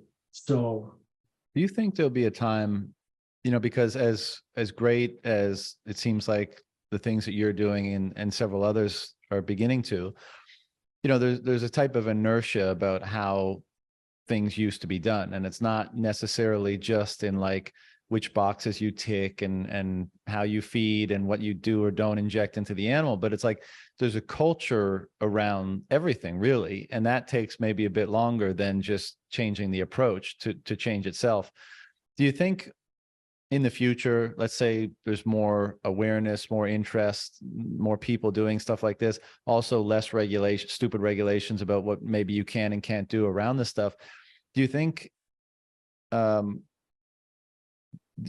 killing of these animals will become somewhat more, I want to be careful here because I know it happens so often, it's hard not to become somewhat jaded to things that you do all the time, but do you think it becomes somewhat ritualized? And I'll put a little bit more detail on that. Like if I was going to be buying, a cow for my family, half cow or something like that to fill up the freezer, I think I probably would be interested in being there when that particular animal, if I can be, if I'm close to the butcher, which presumably I would be, or the farmer, I'd probably like to be there when that happens, just to be fully present and face to face with the reality of that. And, I don't know what like a ritual around that would look like. Maybe it's just me kind of expressing my gratitude internally and making sure I realize the full gravity of what's happening. And that would be enough. But do you think that type of involvement with that process, would emerge in the future, or am I just being a little bit too romantic about this stuff? No, we've done that here. I've had customers that wanted to be there for the whole process. And so we've had them here from the time that we shoot it, bleed it, skin it, gut it, that they were here for the entire process, splitting it down in half because they just wanted to see it. And then they also wanted to have the fresh organs because, apex predators, the first thing they eat are the organs. They're going after the most nutrient dense. So they wanted to be able to take the freshly harvested organs with them and prepare them with whatever they were going to do for the end product there. And so we've done that, and that's not out of the question at all. And of course, they were willing to pay the premium to be able to be here and be involved in that, which I completely respect them for that. But some of them, it becomes very emotional for them. They, having been so far removed from the farm and just from death, unlike myself and my parents, and my kids, living on a farm, being raised on a farm, seeing death, butchering yourself, and we're avid hunters. And so from the time I was old enough to hold a rifle, we've been hunting big game and dressing them ourselves. And so we understand the importance of that. But many people have not, and they think of it much differently than it is in reality. That's a cool thing with some of the bison farms is you could go on a field slaughter and see your bison being killed, and gutted and skinned and all of those things. I don't know about more people doing it because there's a fairly tremendous liability, even if you just look at from the exposure, whether it's social media, news, whatever kind of exposure there's a lot of people that are afraid of that. But one of the pillars of our business and operation is transparency. You can come and see the good, the bad, and the ugly. You can see the bull calf that I'm treating, that's sick, doesn't look quite right. Everything from the calf that was born on a cold night and has part of its ear, had froze, the tip of it, is missing. All of that stuff. It's just part of the business. And I don't want to have anything hidden from anyone. And that's the biggest thing for us is I want us to get back to shaking our rancher's hand and having this intimate conversation with the people that are feeding us and not basing our preconceived notions on fear that have been built by, multinational media conglomerates that are trying to control you through these one-off narratives. I want people to get out and put in the sweat equity and figure out where their food comes from and support the people that are doing it, that they want it the way they want it done. 100%. Well, this is a great lead into the beef initiative stuff. So, because, especially on Bitcoin Twitter and such these days, I mean, the shake your rancher's hand, line is very prevalent, and, everyone, pretty much everyone wants to do that. Everyone's looking for a good, good rancher to buy meat from. Everyone's always taking photos of, the ranch or their freezer or all this kind of stuff. So it's really become a thing, which is great. I never anticipated that buying like regeneratively raised beef from a local rancher would be like what kickstarted the Bitcoin circular economy. But here we are. So what was the genesis of that initiative? What's its prime objective, and how are things going? Things are going very well. I mean, we've had conferences all across the United States. Slim went over to Australia and did conferences over there. So now we have the Australian Beef Initiative. We have the Nigerian Beef Initiative.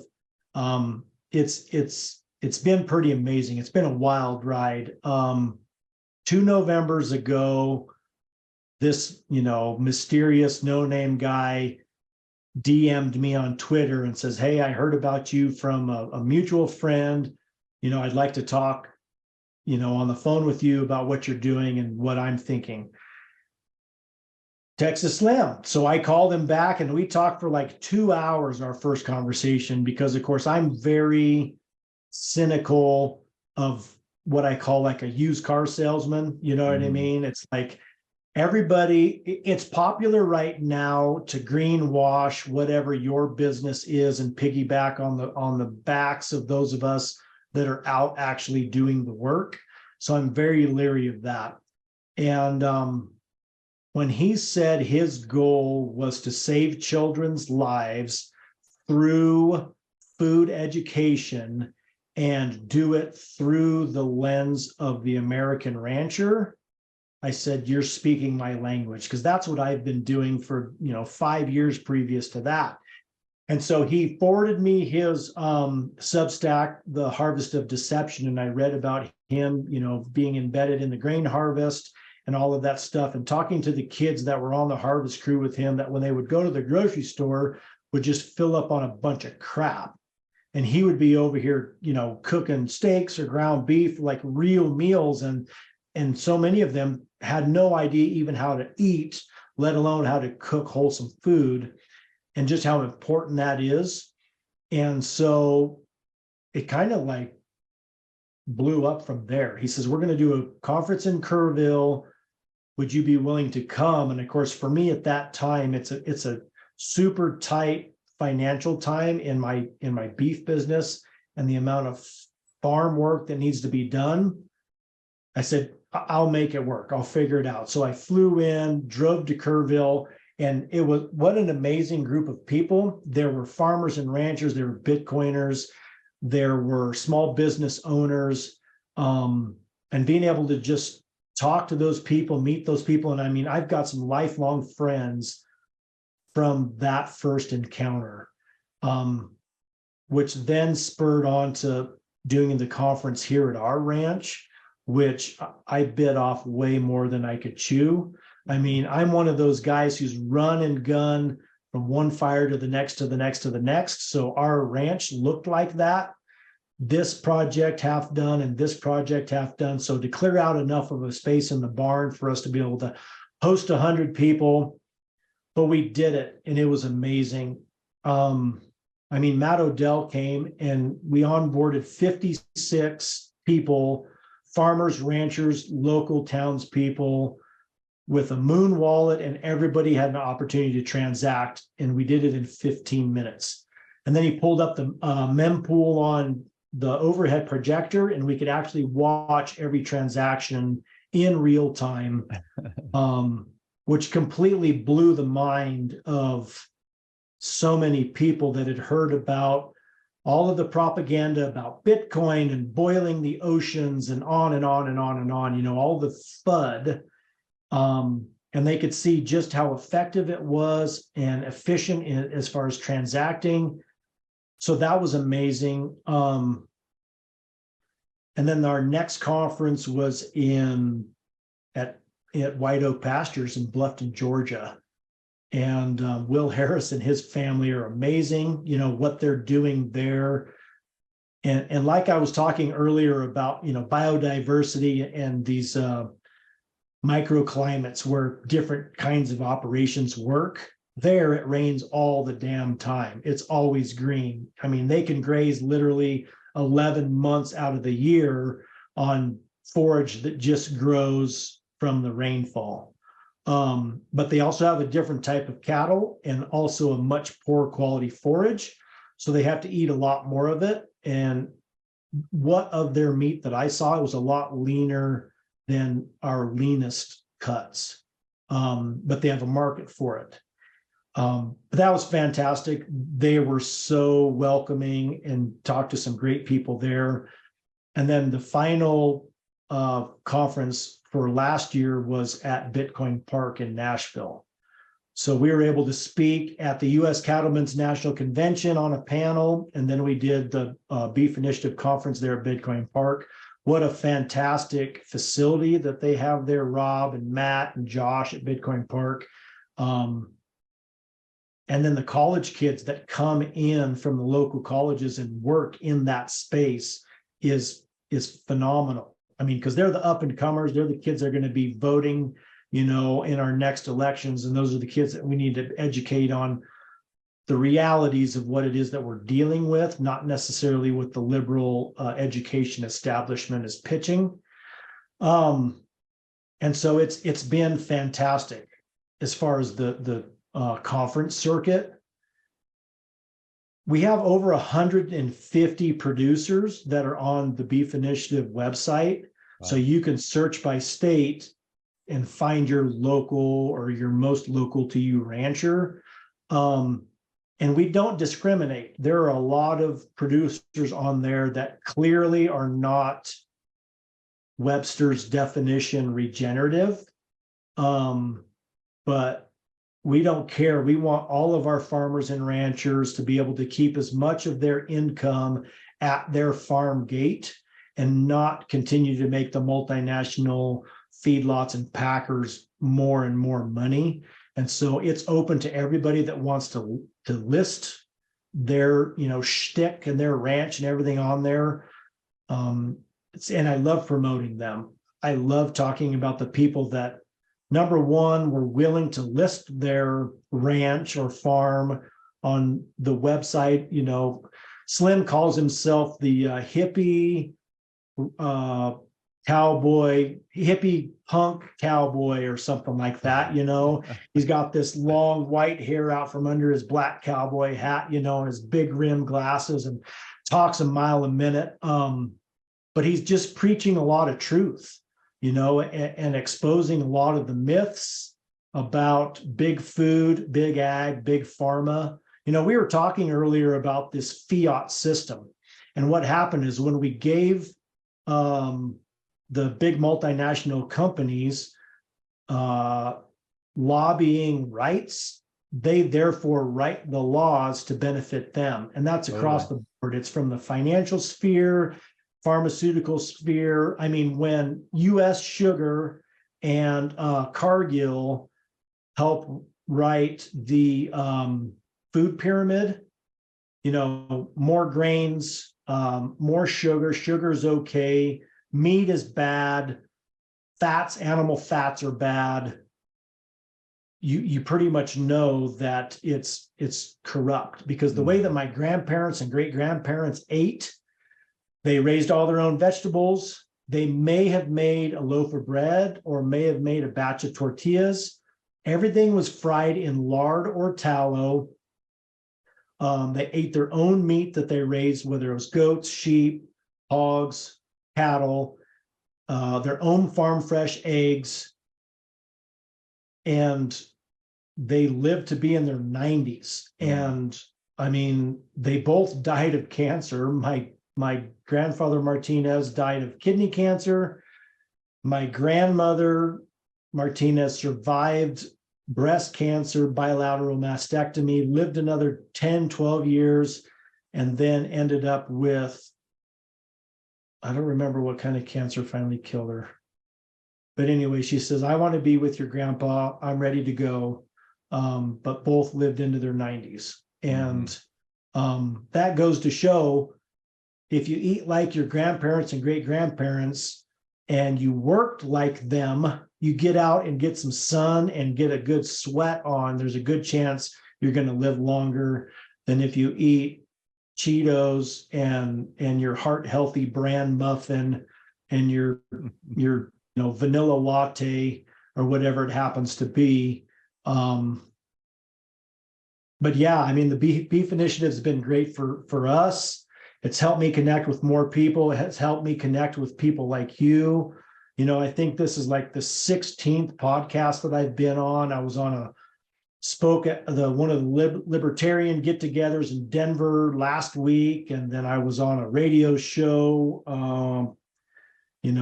It's getting the word out there, not being afraid to speak up, and then also being able to and willing to get as many people on the arc that we're building that are willing to put in their proof of work, because it's super important. There's so many people that are so lost and so misguided by watching whatever's happening on the television, and they're afraid to look for the truth themselves. And all we're doing is speaking our truths, and you can either choose to come along or not. Mm-hmm. But I'm going to help everybody that chooses to come along in whatever way that I can. Yeah, that's incredible, man. And it's we have one of the things we've lost amongst many is a reverence, appreciation, and greater relationship of transfer of knowledge and wisdom from our elders, basically in the modern era. And I totally agree with your point. And there's so many other things. Of course, what they ate, right? Because they were, even if it wasn't quote unquote healthy, like we'd say today, maybe there was more bread in there, maybe there was more sugar, whatever. But it was those things, from better versions of those things, less like super refined, whether they be oils or corn syrup or whatever. Like they were eating more real food. They were likely enjoying it in a less stressful manner, likely with bigger families around, more social, as you said, after like a day of work, whether it be, hard physical work or more like morally or ethically or values principally aligned sort of work. And, my point is just that one, health isn't that hard to achieve. And as you said, they lived into their 90s, so they probably weren't stressed out about their Medicare or Medicaid, whatever, like your farmer friend was. And, ironically, your farmer friend in creating food in that manner kind of feeds into the necessity for being so obsessive about those things. But my point is, like, it's all kind of so easy, and like, if you look at the constituents of what led them in their lives, like wherever they derived their value system from, many times it was religiously derived, but from wherever, like, to what degree do you know what and why you're acting in a certain way and what's orienting you in your life? And then how do you go about expressing that and building that? And more or less, if you can do that and you're not being subject to all these toxins and horrible food and, oppressive environments and environmental blah, blah, blah. Like if you can be left alone to do that thing, you're probably going to be healthy. You're probably going to be happy. You're probably going to, be able to sit back at the end of the day, be satisfied with yourself and your surroundings and your family. And it's not that hard. And all the better, to the elder's point, if when you're doing that, you can intermittently sit down with your 80, 90-year-old, grandparents and say, tell me more. Like, what am I missing here? Where's my blind spot? Like, what have you learned in all of those years of living a life in that way that I might benefit from now? I'm listening. And there's so little of that today because the grandparents are in a home, or the kids are away from family, or they don't value the information or wisdom they might be able to get from their elders. Like, punchline is everything is so, topsy-turvy and kind of messed up. And isn't it so great that, amongst other things, of course, nothing's ever kind of just one variable, that Bitcoin seems to be bringing a lot of these things back into, not only together, but also back into consciousness. So like, again, in 2014, when I first got interested in Bitcoin, I did not think this would have an effect on how we produced our food. I just thought apolitical money, great. I think the world needs that. And as this progresses and evolves, we're finding that the things that make Bitcoin valuable, or let's say the principles and values that are somehow imbued in that, are obviously applicable to most other areas of life. And perhaps they're helping to elevate them or make that more clear. And then once we can marry those things, and the whole can be greater than even the sum of the parts, like, and I see what you're doing in the Beef Initiative as like a great example of that, about how we get back to that point of integration with our natural world and our health and our neighbors and our community, and, our own relationship to ourselves in terms of how we deploy our own labor and energy and how we feel about doing that. Like, all of that stuff is coming back into what seems to be a more truthful and virtuous integration. And what could be better than that? I mean, that's just a stunning turnaround from where we are today in the world. So I don't got it. My last question for you is, a lot of people I speak to are interested in actually pursuing a career in this, or like, getting out of their office job and going back to the land, as it were, and getting involved in something like this, working with their hands, getting dirty, contributing to the amelioration of the environment, producing good food, all that stuff. I know there's probably a million things you could say to these people, but is there anything that sticks out as a, something that might guide them on their way, as they, explore embarking on something similar? Absolutely. So the first thing I say is start small. Like, if you have the opportunity to buy a small piece of land, let's say it's just an acre, start small. Start with something that's easy to turn over, whether it's a vegetable garden and marketing vegetables either through a CSA or selling eggs. Start small and scale up from there. If you want to go full gangbusters into cattle ranching, get your finances in order that you can volunteer to work a full year on someone's farm as a complete volunteer, just learning how they do it and how they survive. Because that is invaluable. The education that you'll get in that is invaluable. And that's the thing for me, is I was working, anytime anyone was working cattle, I was there to help them for free. Number one, to research their working facilities. Number two, to research their cattle handling practices, and also just picking their brain for, like, well, why is this that way, and why is this way, and why do you do this, and why do you do that? But that way I could pick out the things that apply to what I was trying to do. We're working on an internship program through the Beef Initiative, where we're going to try and bring people onto the farm to do an intensive training.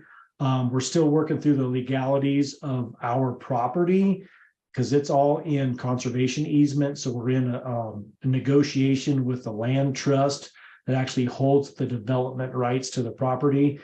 But we're hoping to roll that out this summer. And so that will be an opportunity for people to come in for an internship. And then we're also looking at maybe doing some intensive paid classes for people who really want to get down everything from the finances, breed selection, breeding seasons, plant identification, forage production, someone that's actually wanting to get all of that knowledge in essentially in a class. So we're working on that as well.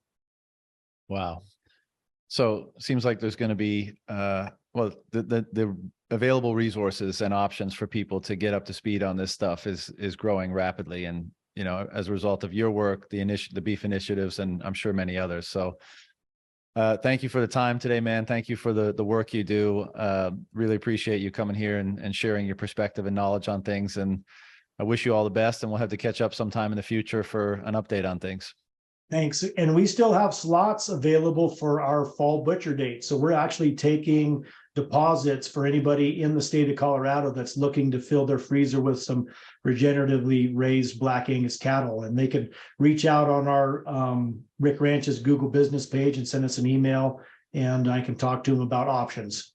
Awesome. What's the website, just for people that want to check it out? It's our Wrich Ranches Google business page. So if you do Wrich Ranches search on Google, it'll come up on Google Maps, and you'll be able to find us that way. Nice. Well, if I was in the area, I'd be all over that. So hopefully some others that will do the same. Jason, thanks again for the time, man. And I look forward to chatting again sometime in the future. Thank you so much. See you, brother.